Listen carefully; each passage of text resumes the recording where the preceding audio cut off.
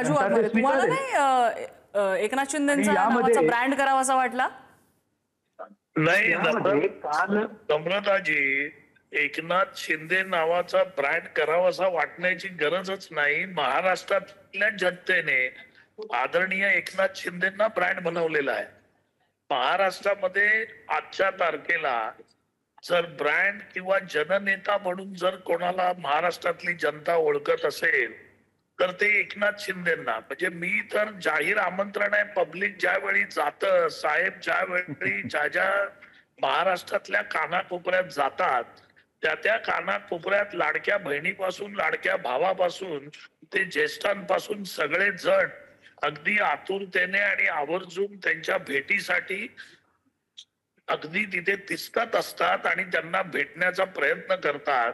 हे ज्यावेळी आपण बघतो त्यावेळी लक्षात येतं आपल्याला की ब्रँड जो आहे, मगाशी आदरणीय देवेंद्र फडणवीस जी म्हणाले भाषणात की ब्रँड हा जनमानसातून यावा लागतो. त्याच्यामुळे एकनाथ शिंदे साहेब जे आहेत ते आदरणीय मोदी साहेबांसारखे जनमानसातून आलेलं नेतृत्व आहे, जे जनमानसांच्या सुखादुःखात मिसळणारं नेतृत्व आहे, जे जनमानसांना सपोर्ट करणार आहे, त्यांना पायावर उभं राहणार आहे, त्यांना एक आधार स्तंभ म्हणून उभं राहणारं दीपस्तंभासारखं नेतृत्व आहे.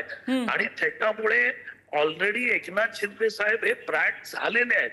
त्याच्यामुळे आम्हाला काही ब्रँड करावा लागेल किंवा ब्रँड होईल किंवा ब्रँड आम्हाला करायचा आहे अशातला भाग नाही.